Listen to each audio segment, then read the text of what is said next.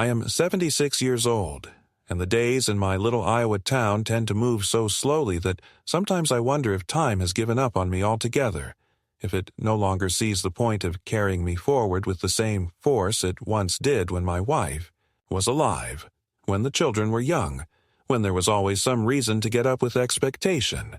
These days my mornings are quiet, almost ceremonial in their simplicity. I put the kettle on, grind beans with the same old manual grinder I bought in 1972, and sit at the kitchen table while the light comes in through curtains my late wife sewed decades ago. I watch that light shift across the surface of the table, hitting the scratches and stains, each one a relic of meals and arguments and celebrations that used to fill this house. My house. It still feels odd to say it that way because for most of my life it was our house, and now there's no one to share the pronoun with. I live alone, and while I like to tell myself that solitude is a chosen discipline, the truth is that it was given to me, not requested. My wife, Ruth, passed away from cancer 10 years ago, leaving me with walls that remember more than they should and with children who stopped calling as often as they once did. They have their lives, their families, their businesses to run. I am, to them, a distant figure whose presence is acknowledged mostly on birthdays and holidays, and even then it is often through a phone call rather than a visit. I try to keep myself in good order, to present a version of myself to the world that resists the narrative of decline that comes so easily to people once they notice your hair has thinned and your hands shake if you pour from a heavy pot. Every morning I shave, though I no longer have anyone to notice if I miss a spot under my chin. I polish my shoes on Sundays, even though the church congregation has dwindled and nobody would care if I walked in with dusty loafers. I maintain the small patch of garden behind the house, stubbornly pulling weeds and planting tomatoes as if the ritual itself could keep me rooted in dignity. My neighbors, most of them younger couples with small children, look at me with a mixture of politeness and pity, and sometimes I catch them lowering their voices when they speak about me. "He's still managing on his own," one of them once said to another as I dragged my trash bin to the curb, as if I were a museum piece, an exhibit in the fragile persistence of old age. Inside myself, though, I do not feel finished. My mind is still alert, my memory intact. I read the newspaper each morning and do the crossword in pen, not pencil. I keep up with the news, follow baseball, reread the old books I loved when I was a student. I even use the computer, slowly, clumsily perhaps, but I check emails and occasionally watch videos online. It annoys me, therefore, when my children treat me as if I am already slipping away. My daughter, Claire, visits the most, though even she only comes once every few weeks. She breezes into the house carrying grocery bags and speaking in that loud, bright tone people use when they talk to the elderly, as though we have become not only deaf, but dim-witted, too. She rearranges my kitchen cupboards without asking, insists on labeling jars and putting sticky notes on the refrigerator, and while she says she is helping, I know what she is really doing. Preparing for a time when she thinks I will no longer be capable of managing. My son, Mark, rarely sets foot in the house anymore.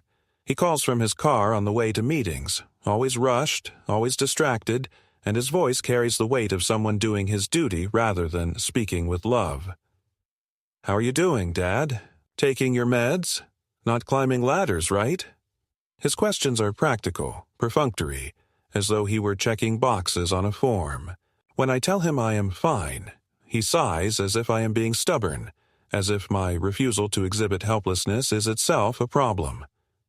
The truth is, I have grown used to this distance, though it still stings. I eat my meals alone and sometimes imagine conversations that might fill the silence. My wife laughing about something small, my grandchildren telling me stories from school. They rarely come. When they were little, they used to run through this house like a storm, opening cupboards, begging for cookies, dragging out board games. Now they are in college, or close to it, and they look at me with that polite embarrassment young people reserve for the old, unsure whether to hug me or just wave. I try not to resent them, After all, the world pulls them forward with urgency. But I do feel the erosion, the slow fading of my place in the family, as if I were a photograph left too long in the sun. And yet, I cling to certain beliefs. I believe that I still have something to offer, that I am still capable of making decisions about my own life. I believe that the years I worked, decades spent in the factory, saving, paying off this house, raising children, should count for something, should buy me at least the right to live the remainder of my life on my own terms. But lately, I have felt currents moving beneath the surface, conversations happening outside my hearing, decisions being made with polite smiles that conceal something colder. Claire sometimes lingers too long looking at my bills on the table. Mark once suggested, almost casually, that it might be easier if I downsized into a place with more support. They use the language of concern, but beneath it, I hear calculation. Easier for whom? Support for what?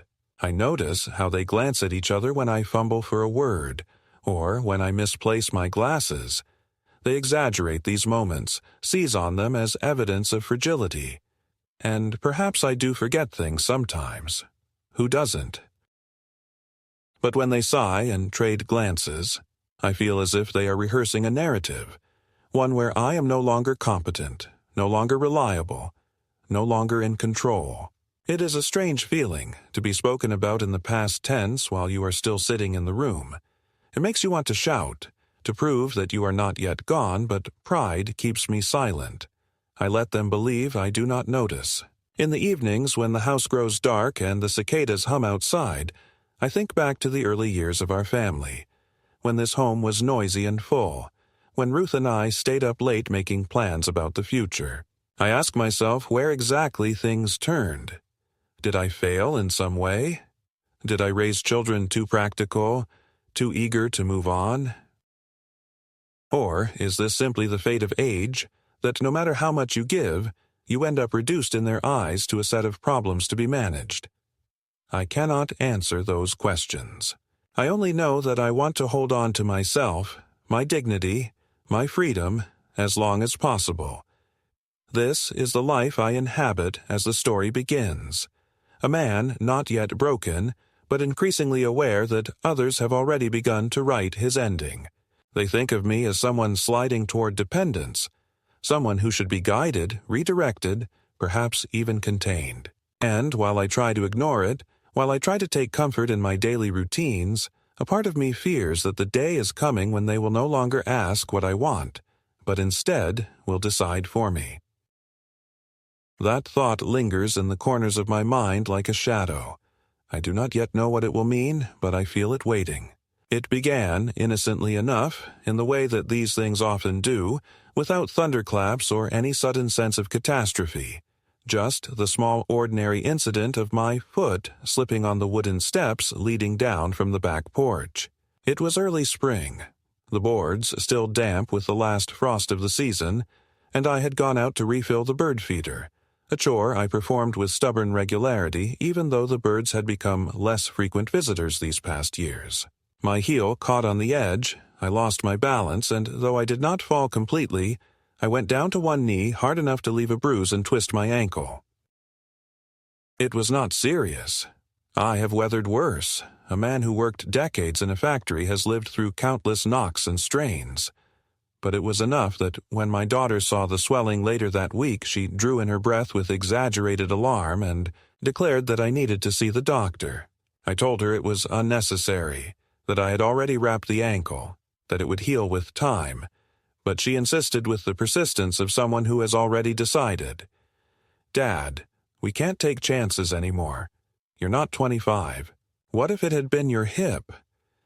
I tried to protest, but eventually, perhaps out of fatigue more than anything, I agreed to let her drive me to the clinic. The waiting room was filled with the usual smells of disinfectant and the low murmur of daytime television playing in the corner. I sat there with a magazine on my lap, pretending to read while Claire filled out forms at the desk, her handwriting quick and sharp. I could see her leaning close to the receptionist, whispering something, both of them occasionally glancing at me. I told myself I was imagining it, But when the nurse finally called my name, she spoke with the kind of overly bright cheer that people use with children. The examination itself was unremarkable. Blood pressure, reflexes, a quick look at the ankle, which by then had already begun to improve. The doctor, a young man who seemed scarcely older than my grandson, asked perfunctory questions about diet and medication. I answered politely, though I could sense his gaze searching for signs of frailty. At the end, he scribbled notes on his pad, handed me a slip for anti-inflammatory pills, and said I should be fine as long as I avoided climbing ladders. I was about to leave when Claire asked if she could have a copy of the visit summary just to keep track. He nodded, printed out a sheet, and handed it to her. I thought nothing of it at the time. It was later that evening, after she had dropped me back home and hurried away to pick up her own children from practice, that I noticed she had left the summary sheet on the kitchen counter. I was tidying up, putting away the bread she had bought and the milk she insisted I needed, when I saw the folded paper tucked under the grocery receipt. I unfolded it, expecting to see the standard notes: mild ankle sprain, recommendation to rest, continue with usual medication. And yes, those phrases were there, but at the bottom, in the section labeled Additional Recommendations, was a line that froze me in place. It read, "Consider transfer to nursing facility for long-term safety and care." I must have stared at those words for several minutes, reading and rereading them as though the repetition might make them dissolve. Transfer. Nursing facility. Long-term. The language was clinical, detached, but to me it rang with finality, as if a verdict had been passed without my knowledge. My first reaction was disbelief. Surely this was a clerical mistake, some generic note that appeared automatically, something the doctor had not really meant. But then I remembered the way Claire had spoken in the office, the way she leaned toward the receptionist, the sidelong glances, the manner in which she had taken the summary so quickly, almost protectively. It dawned on me that perhaps she had requested this, that perhaps she had guided the doctor into writing something for the record, a small but significant seed planted in my file. I felt my chest tighten with a mixture of anger and fear. Anger because of the betrayal implied, fear because of the possibility that this was more than just a piece of paper, that it was the beginning of a plan. When she called the next day to ask if I had taken the pills, I asked casually about the note. There was a pause on the line, a hesitation too brief for someone untrained to notice, but long enough for me to feel the truth behind it. Then she laughed lightly, as if dismissing my concern. "Oh, Dad, don't worry about that. Doctors put those kinds of things on all the reports once people get to a certain age. It doesn't mean anything." I wanted to believe her, wanted to accept that this was bureaucratic noise, nothing more. But the laugh had been forced, and the reassurance rang hollow. Later that week, Mark called, his voice brisk as always. He said Claire had told him about the ankle and that maybe it was time to start thinking realistically. I asked what he meant by that, though I already knew. He spoke about safety, about the statistics of falls being the leading cause of hospitalization for older people. He used the word responsibility several times, as if I were no longer just a man, but a liability, a case file. "It might be safer for everyone if you were somewhere with more support," he said. And when I asked him directly if he meant a nursing home, he did not deny it. Instead, he sighed, the sound of exasperated patience. "We just don't want anything to happen to you, Dad. You might not see it, but it's getting harder for you to manage." That night I sat alone at the kitchen table with the doctor's note beside me, the paper illuminated by the weak light of the lamp. I traced the words with my finger as if to make sure they were real. I thought about what it would mean to be removed from this house, the place where every wall holds memory, where every corner contains some trace of Ruth, where I can still close my eyes and hear the echoes of children's laughter. To be taken from here and placed in some facility, no matter how clean or well run, would be to declare that my life had been reduced to supervision. I imagined a narrow bed, a roommate I did not know, schedules dictated by staff, the loss of privacy, the loss of my small rituals. And I imagined my children visiting only occasionally, satisfied that they had done their duty by putting me away, free at last to live without the burden of my presence. I cannot describe the weight of that realization. It was as if the air itself had thickened, pressing down on me, making it hard to breathe. For years I had feared the slow approach of irrelevance, but here it was, written in black ink, sanctioned by a doctor, validated by my own children. The note was not just a piece of paper. It was a declaration of intent, the first step in a process that could strip me of the only thing I still owned entirely: my independence. And yet, I said nothing. The next time Claire came by, I mentioned only that the ankle was improving. She smiled, patted my shoulder, and said she was glad. But I noticed how her eyes moved quickly around the house, scanning the bills on the counter, the dishes in the sink, the stack of newspapers by the door, as if gathering evidence. She spoke gently, but her words were laced with a kind of determination, the tone of someone already convinced of the course ahead. I nodded, pretended not to understand, but inside I felt the first tremors of a storm. That was the moment the balance shifted, though I did not fully grasp it then. What began as a simple misstep on the porch had become the pretext for something much larger, a chain of events I could already feel tightening around me. The doctor's note was small, a single page, yet it carried the weight of a verdict, and as I folded it back into the envelope and slid it into the drawer beside my chair, I knew instinctively that my children would not let it rest there. It was a seed, and seeds are planted only when someone intends to see them grow. In the weeks that followed, I began to notice how small details of my life, details that had once passed without comment, suddenly became points of concern, or rather, points of accusation, as if the world around me were quietly collecting evidence, for a case in which I was both the subject and the defendant. Claire came more often, not with the casual warmth of a daughter dropping by, but with the brisk authority of someone performing inspections. She would glance at the dust on the bookshelf, the stack of envelopes on the hall table, and ask in a voice too sweet to be sincere, "Dad, are you sure you're keeping up with everything?" I would reply that of course I was, but she would smile in that indulgent way that suggested she did not believe me, or perhaps that she had already decided it did not matter what I believed about myself. Once she opened the refrigerator and frowned at the contents. "You've had these leftovers for days, haven't you? That's not safe." I wanted to tell her that I had been eating the same stew for 3 days my entire working life, that nothing had changed except the lens through which she now chose to see me, but I held my tongue, aware that my words would only become another exhibit against me, proof of stubbornness, of denial, of the inability to recognize risk. It was not only Claire. My son, too, seemed to have joined this quiet tribunal. He began calling more frequently, but his questions were laced with the same patronizing suspicion. "Are you taking your pills on time? You didn't forget your last appointment, right? Have you been paying your bills?" When I told him yes, everything was in order, he would pause, as though weighing whether to challenge me. Once he even asked me to read the numbers off my electric bill over the phone, as if I needed to prove I was not inventing competence out of thin air.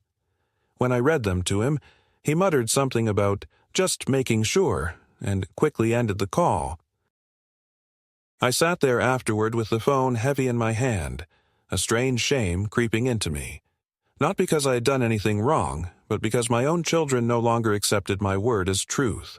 It was as if the presumption of honesty, the baseline of respect that should flow naturally between parent and child, had been quietly withdrawn.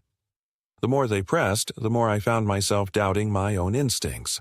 One morning, I mislaid my reading glasses and spent 20 minutes searching the kitchen before realizing they were hanging from the collar of my shirt.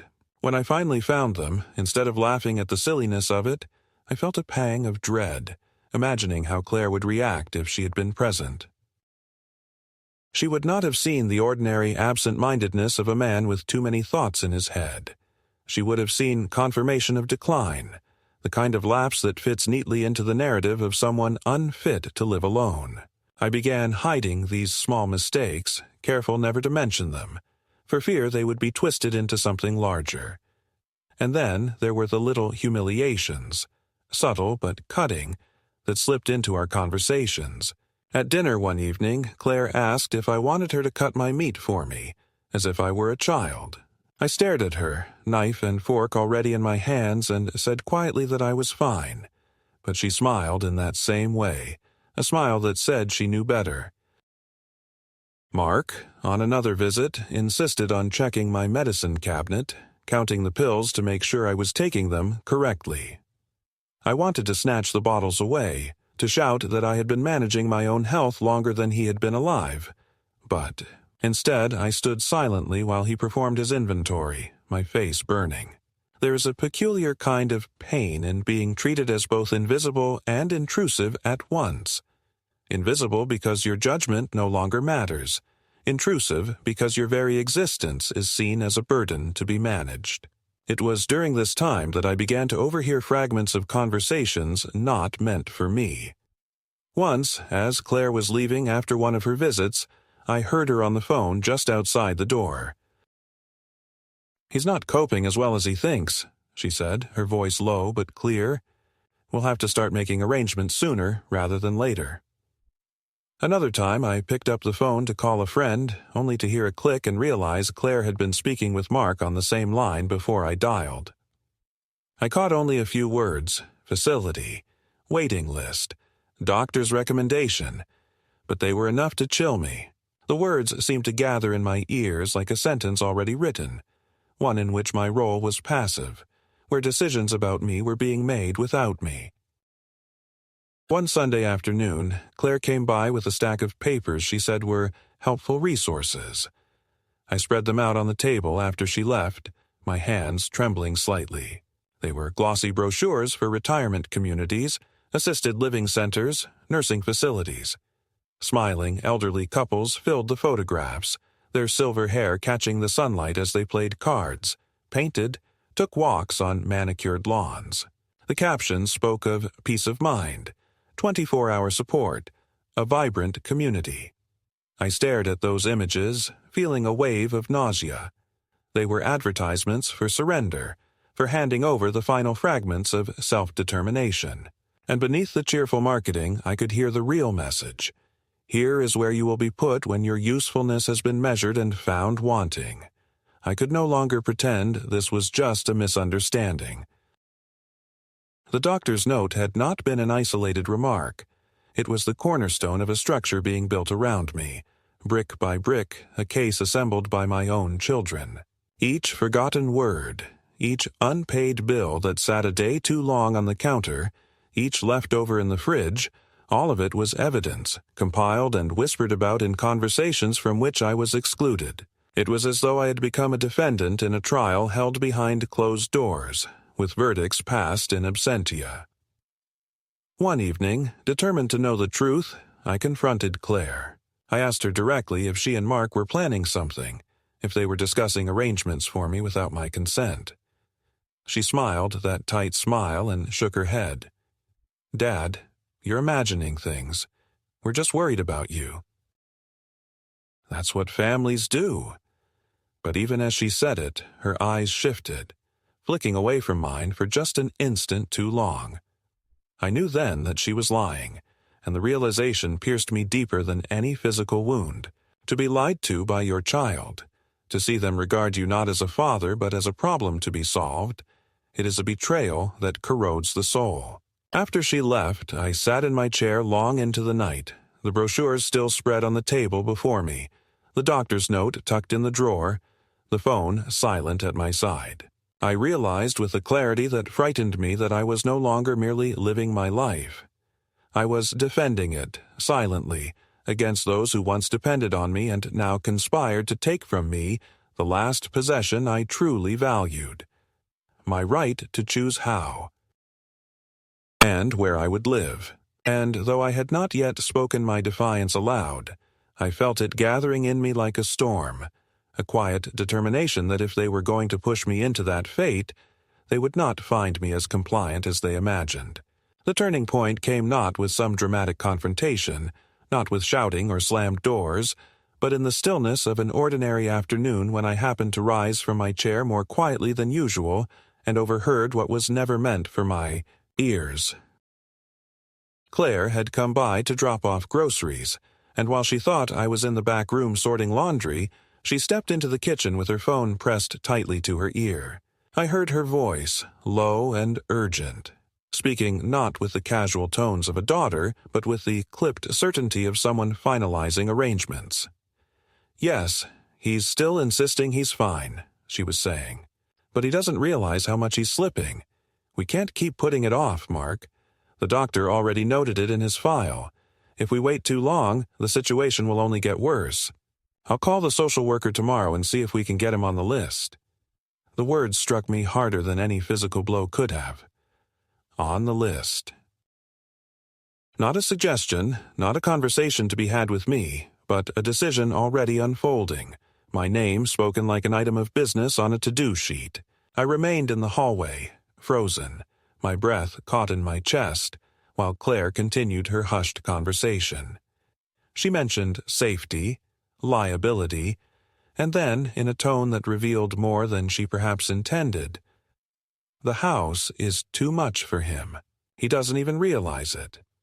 I felt the blood rush to my face, my hands trembling against the doorframe as the meaning became clear. This was not just about concern for my health. It was about the house, about property, about what would be easier for them once I was tucked away somewhere in this place. My place could be emptied, valued, sold, turned into another stepping stone in their lives. In that moment, the doctor's note, the brochures, the constant condescension, all of it fused together into a pattern I could no longer deny. When she left an hour later, smiling sweetly and telling me to be careful on the stairs, I nodded without reply, concealing the storm inside me. As soon as the door shut, I walked to my desk, opened the drawer where I had hidden the doctor's summary, and read the line again. Transfer to nursing facility for long-term safety and care. Now it was no longer an abstract threat. It was a plan in motion, and the people guiding it were my own children. I thought of Ruth, then, of how fiercely she had guarded this home while she was alive, how she used to say that the walls themselves held the story of our family, and I swore to myself that I would not let those stories be erased so easily. That night, lying awake in the dim silence of my bedroom, I played out the scenario they must have envisioned. Me, sitting meekly in some administrator's office while papers were signed over my head, my belongings parceled off, the key to my own front door slipping from my hands.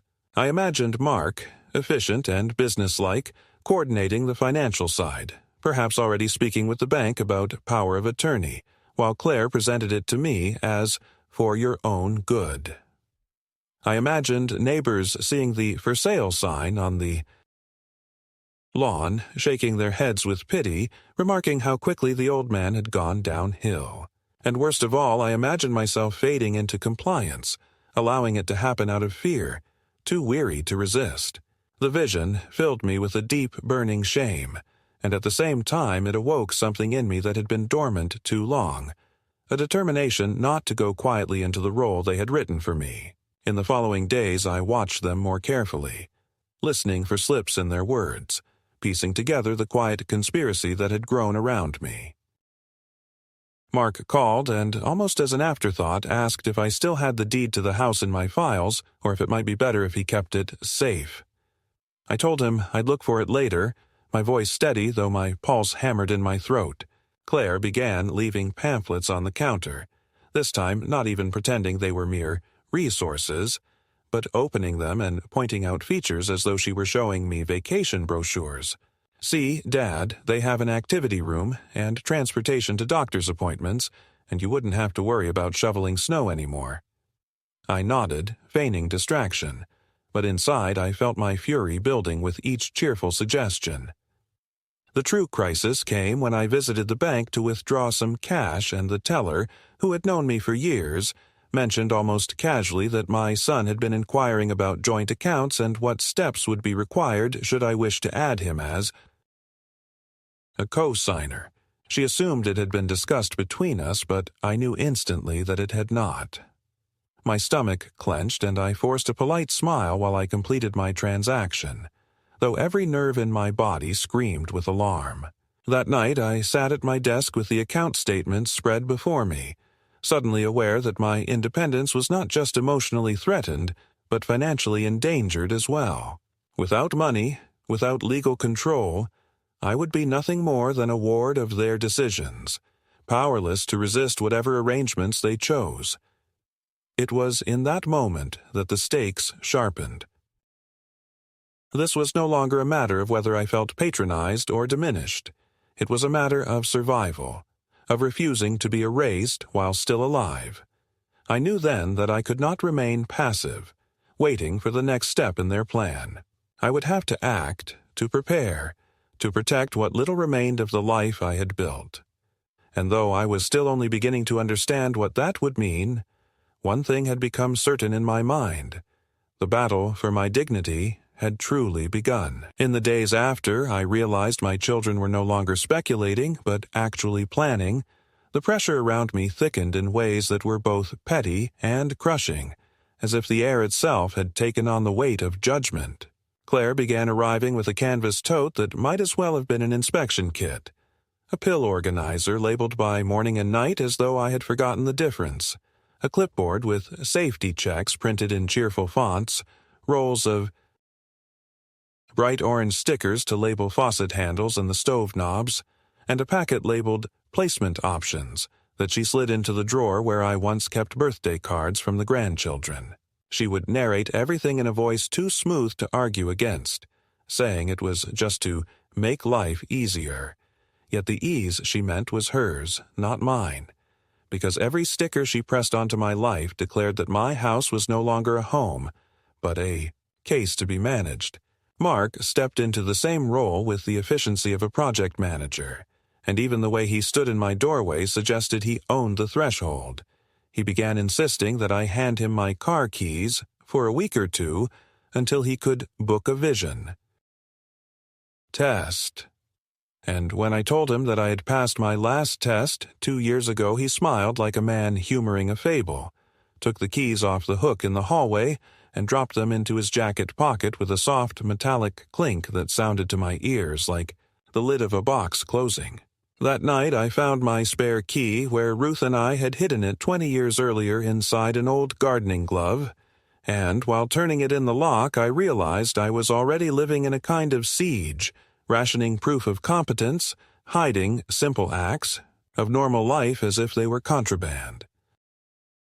The humiliations were not loud, they were slow abrasions, and each one left a mark that did not show until I went to shave in the morning and recognized a face that had learned to keep its anger under glass. The first open blow landed one Tuesday when Claire announced that a friendly visit was scheduled for the afternoon. Nothing formal, just a social worker from the county and Pastor Joel from church dropping by to chat about resources. The word resources has become the bright ribbon people tie around control so that it looks like a gift, and I should have refused outright. But the strange courtesy that takes root in old age made me step back and let them in. The social worker was young and brisk, her questions practiced to sound like concerns, yet each one drilled a notch into the same ledger Claire has been assembling. Did I sometimes forget the stove? Did I ever get turned around driving at night? Had. I considered the peace of mind of 24/7 support, and wouldn't it be nice to have someone else manage the small burdens like medication refills and laundry? Pastor Joel kept his hands folded in his lap and spoke gently about how God sometimes releases us from certain responsibilities so we can rest. And I sat there listening to the town's polite machinery move into place around me, while my daughter poured coffee and nodded solemnly at every answer she wanted to hear.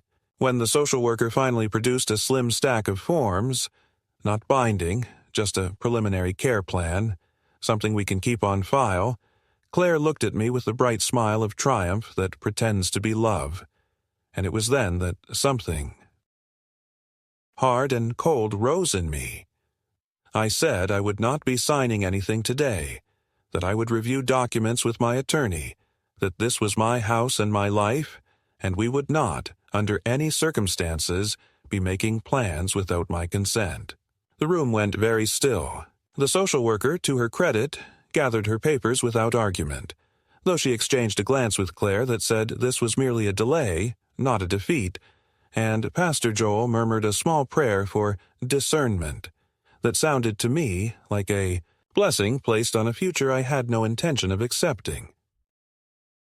After they left, Claire stood in the doorway as if debating whether to scold or to plead, and then she chose a third path, the one that had begun to define her.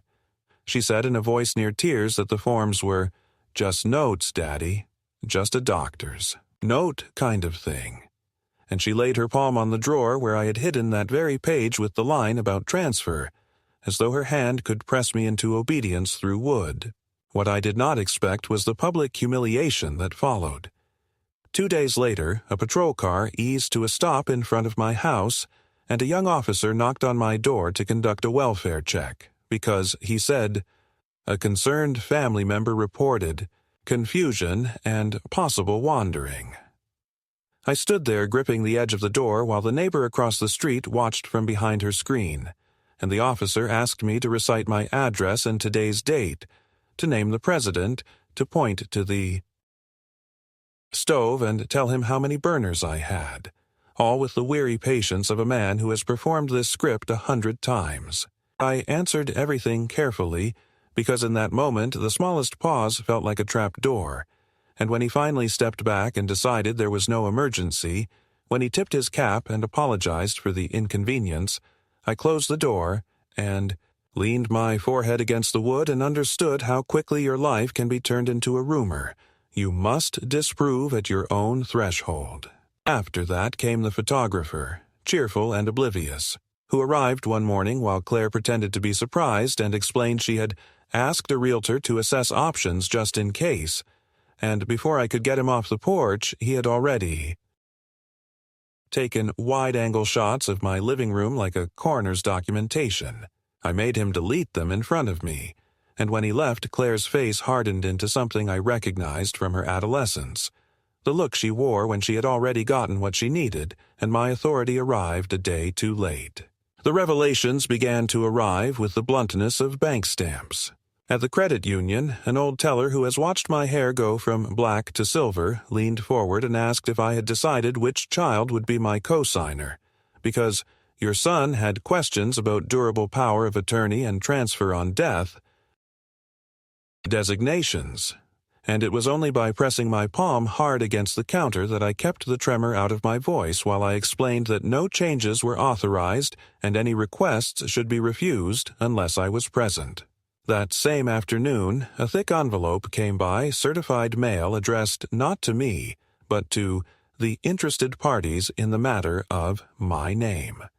And because the mailman has known me since he was a boy, he slid it into my hands with a look that held apology.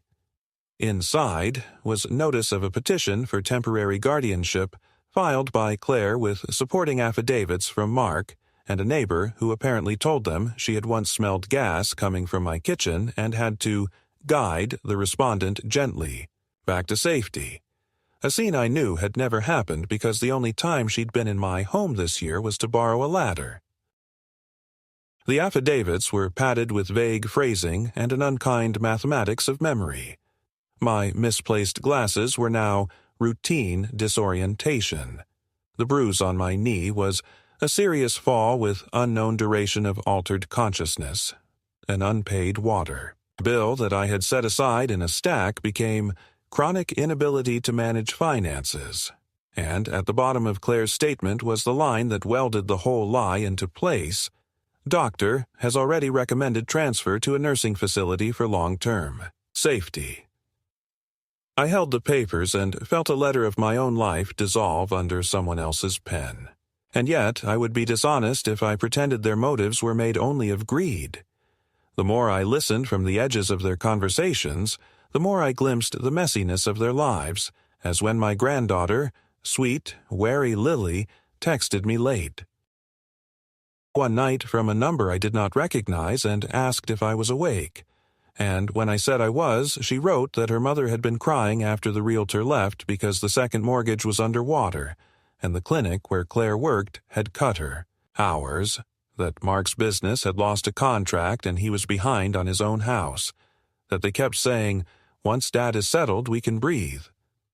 Lily apologized for telling me and begged me not to say anything that might get her in trouble, and I sat, with the phone glowing in my palm, feeling two truths grinding against each other like gears.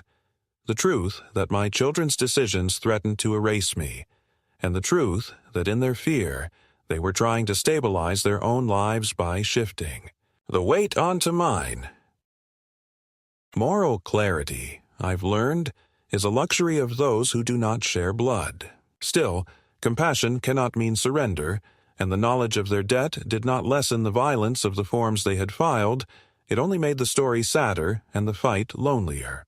Once I recognized the scale of what I was up against, I began to act in the only ways left to me.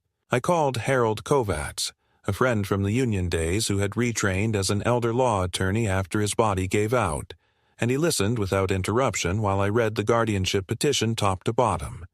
Then, with the steady calm of a man who has rescued other elders from the same net, he told me to bring everything to his office, and he set out a plan that gave shape to the fear in my chest. We drafted a new will and a living trust that placed the house beyond an impulsive sale. We recorded a homestead declaration at the county so no realtor could claim ignorance.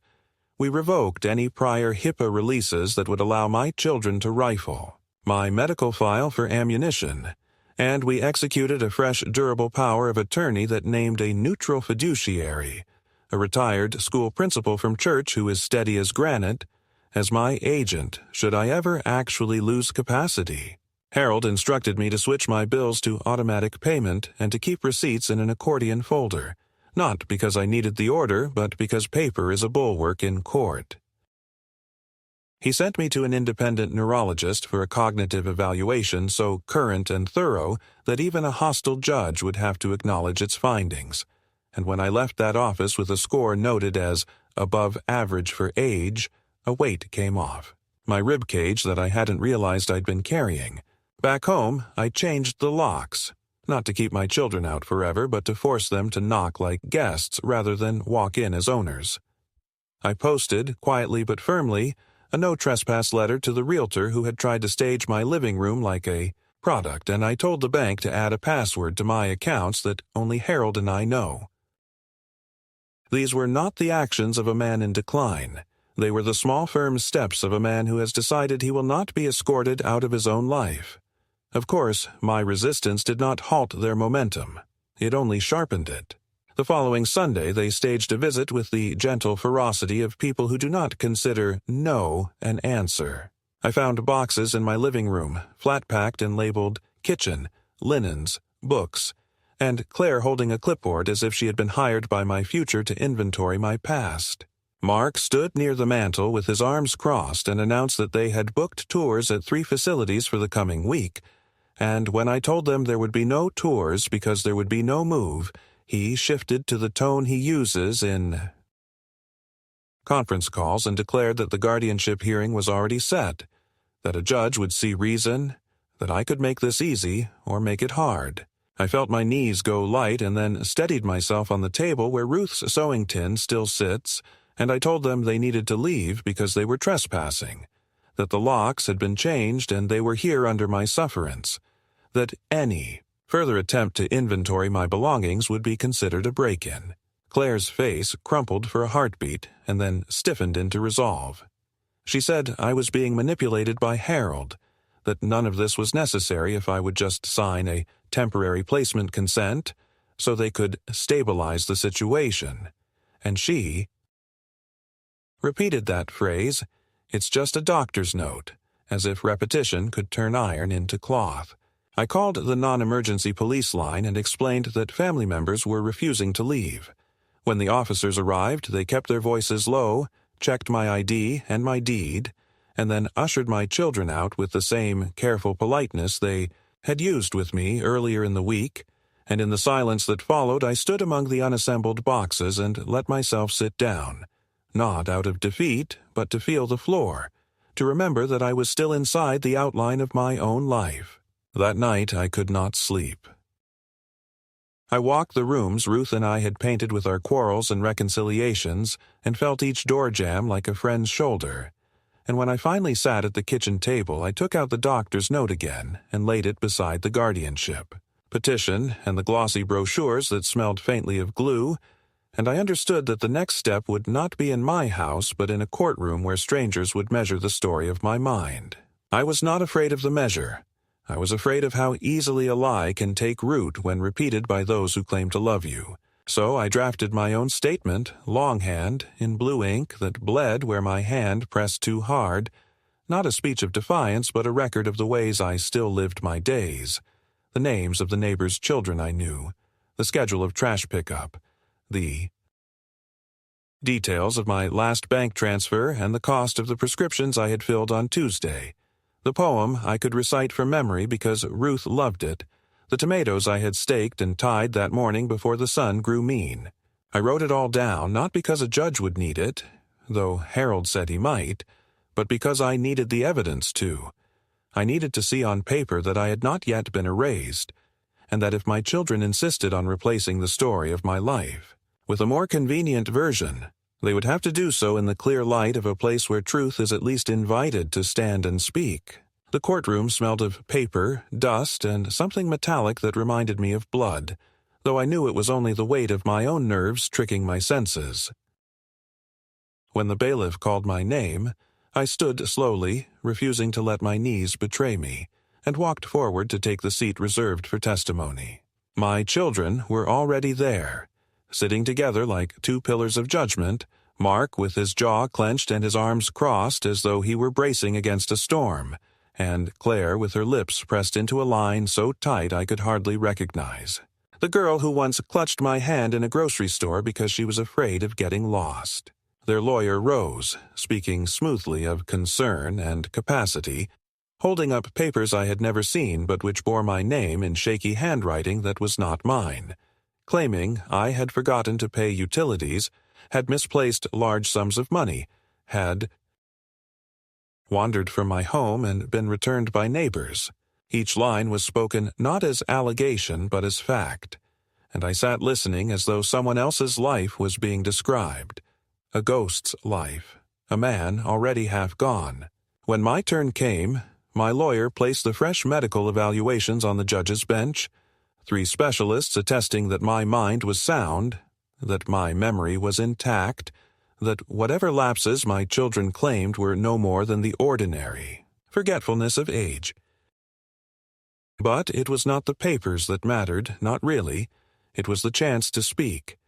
And so I told the judge, in a voice I forced to remain steady, what had happened. I described the brochures slid across my table like a verdict, the realtor who came uninvited to photograph my living room, the police officer summoned to my door on false pretense, the trip to the bank where I learned my son had tried to put his name on my accounts. I told them about the night I overheard my daughter whispering into the phone that I needed to be on the list, the day I opened the refrigerator and realized she had planted evidence of neglect where there was none, the way I was treated like a child while still living in the house I had built with my own hands.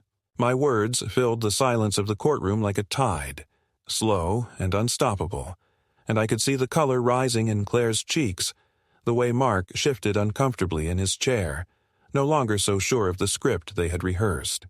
Then came the moment I had prepared for in secret, the moment I knew would pierce deeper than any protest or denial. I produced the deed to the house, signed by all of us, naming me as an equal owner. Their lawyer faltered when he saw it, because it stripped the mask from the story they had been telling. This was not about care, not about safety. This was about control, about property, about turning a father into an obstacle to be removed. I held the document in my hand and said, "This house was supposed to keep us together. Instead, it has shown me how far apart we have grown. They wanted me gone so they could claim it without resistance. But I am not gone. I am here, and I am still capable of speaking for myself." The judge leaned back, her face unreadable, and for a moment the room was nothing but the sound of my own breathing and the furious silence of my children. When she finally spoke, her ruling was clear. The petition for guardianship was denied. The case was dismissed. My children had no authority over my life, my finances, or my home. I had won. Yet what struck me in that instant was not triumph, but a hollow ache, because victory in a courtroom is not the same as reconciliation in a family. I looked at Claire and Mark, and instead of relief I felt the terrible weight of knowing that the line had been crossed forever, that trust had been shattered in a way no gavel could repair. After the session, outside on the courthouse steps, they confronted me, not with apologies, but with venom. Claire's voice cracked as she accused me of humiliating her in public, of choosing strangers over my own blood. Mark spat words about betrayal, about how I had ruined their plans to secure stability for the family. I listened, the sunlight harsh on my face, the traffic roaring behind me, and I realized that nothing I could say would ever change the story they told themselves. So I said only this: "I am still your father. But you chose to treat me as a burden, not as a man. From this day forward, you will live with that choice, not me." And I walked away, the courthouse shrinking behind me with each step, knowing I had not just defended my independence but delivered the final, irrevocable severing of whatever remained between us. In the weeks after the hearing, I learned that victory is a quieter thing than people imagine. Not a parade, but a long exhale in the middle of an ordinary morning, the kettle whistling, the radio low, the house returning to its own heartbeat after. Strangers have measured it. I put the deed back where it belonged, not as a talisman against my children, but as a reminder to myself that I still inhabited the life I built. And then I did the next right things without ceremony. I met with Harold to file the last pieces of paper that would keep my affairs standing even if one day my mind should falter. I called the bank, not to boast, but to add a note on my account that anyone asking questions without my presence should be invited to leave.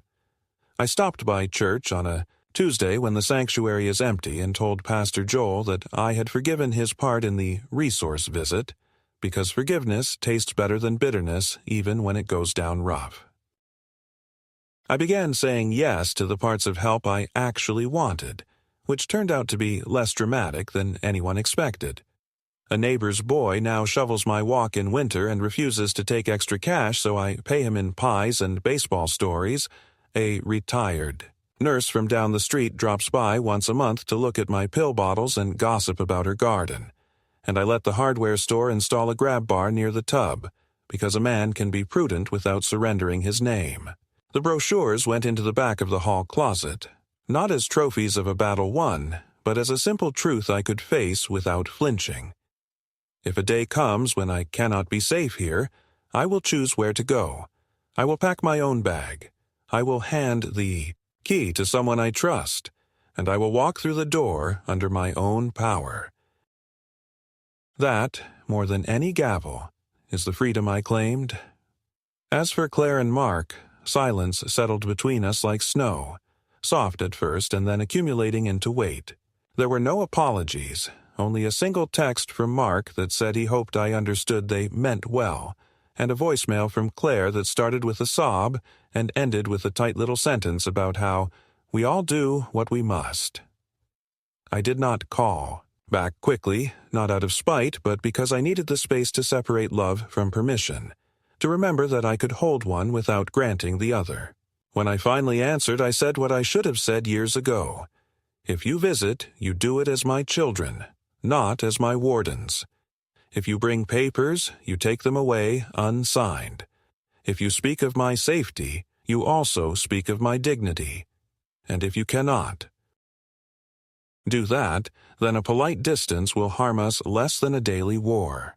They did not like the terms, but they heard them, And over the next month Claire came once on a Sunday afternoon with a box of peaches and the air of a woman approaching a dog that might bite. We drank coffee in the kitchen while she looked long at the curtains her mother had sewn, and for the first time in years I caught a flicker of the girl who used to scribble me notes on napkins and hide them in my lunch pail, and though she did not apologize, she asked whether the tomatoes had taken, and whether I still kept the bird feeder filled, and that was something. Mark has not come, but Lily did, standing on the porch with her hair tucked into a cap and a duffel slung over her shoulder, asking if she could help me fix the loose step because she'd watched a video on it and thought she could manage. We worked, side by side with the smell of cut wood rising around us, and when we were done she sat at the table and confessed that she had told me about her mother's crying because she did not want me to be ambushed in my own life. I told her that secrets rot families faster than time, and that I loved her for choosing truth even when it stung. And I wrote her name that night into a letter she will one day receive from Harold, not as a bribe for loyalty but as a testament that kindness travels forward, that a small act of courage by a granddaughter can change the weather of an old man's last years. I also returned to the doctor, not to scold but to finish a sentence he had begun without me. He was nervous when I laid the note on his desk, the line about transfer catching the light like a wire, and I told him calmly that recommendations carry weight beyond the paper they are printed on, that a sentence can become a lever in the wrong hands, and that I expected in my file a new note, one that said the patient is competent, independent, and aware of risks, and that all future care decisions will be discussed with him directly. He typed for a long time, the keys clicking like rain, and when he looked up there was something decent in his face, the chastened look of a man who has discovered the difference between policy and a person. On my way out, I pinned the original note to the corkboard by my desk at home and drew a single line through it with a red pencil. Not to gloat, but to remember the work of vigilance, because when you are old, you become a country, others feel licensed. To map, and you must mark your borders in your own hand. Spring came on the slow feet it always wears in Iowa, and I dug into the earth the way Ruth taught me, cutting channels, setting seedlings, tying the first thin stems with strips of cloth from one of her old blouses, so that something of her steadied the plants as they reached for sun. I bought a second-hand record player and let Sinatra and Mahalia and the Carter family sing the kitchen back into itself, and sometimes in the late afternoon I would sit in the good chair by the window and read aloud the poem Ruth loved, the one about a line of geese crossing the sky like writing you could almost read if you tilted your head, and though no one else was there to hear it, I liked the sound of my own voice returning to me with patience. I wrote letters, too, not the kind that explode, but the kind you put in a drawer for the day when your hands have learned to shake, one for Claire and one for Mark, telling them the small things they may have forgotten, the way their mothers laugh, used to catch on the last syllable of a joke, the patch of wall in the hall that hides a pencil line for every inch they grew, the recipe for the stew. I pretended was mine, even though it was Ruth's, because families are made of facts that outlast. Anger, and I wanted them to have a map if they ever decided to find their way back without a lawyer. Sometimes, still, I wake in the dark with a rush of heat and see the narrow bed of a facility and the soft shoes of strangers crossing an institutional floor, and I lie there until the fear recedes, reminding myself that no door will close behind me, without my hand on the knob. In the morning, I fill the feeder and watch the first sparrows land with the jittery gratitude of creatures who take what is given and fly off before anyone can regret it. I pour coffee and read the paper and circle every word I do not know, just to prove there's more to learn. And when I wash the cup, I hear Ruth's voice say gently, "Leave it in the rack. You've done enough for now." And I let the water dry on its own. Because that is the luxury of the living, to leave a small task unfinished and trust there will be time to return. If you ask me what justice looks like at my age, I would point not to the judge's order, though I am grateful for it, but to this simple room in which I decide the order of my day, to the quiet fact that my name is still on my doorbell, to the gravel, path, I swept myself to the doctor's note with a red line through it and the space I saved beneath it for a single sentence in my own hand. I will go when I must, and not a day before.